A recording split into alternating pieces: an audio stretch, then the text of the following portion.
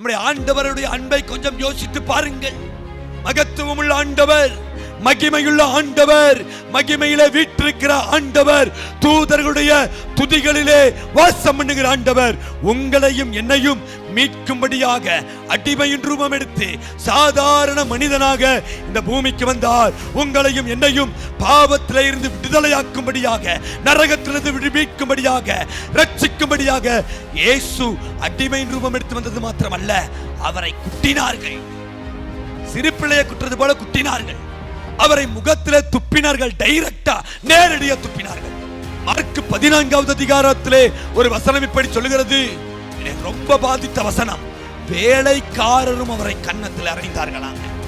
மகத்துவமுள்ள ஆண்டவரை, மகிமையுள்ள ஆண்டவரை, சர்வ சிருஷ்டிக்கும் எஜமானராகிய அந்த உன்னதமான தேவனை வேலைக்காரரும் கன்னத்தில் அறைந்தார்கள். எதற்காக தெரியுமா? உங்களுக்காக இவ்வளவாய் தேவன் உங்கள் மீது, என் மீது அன்பு கூர்ந்து இந்த பூமிக்கு, பாழான பாவம் நிறைந்த இந்த பூமிக்கு அடிமையின் ரூபம் எடுத்து வந்தார்.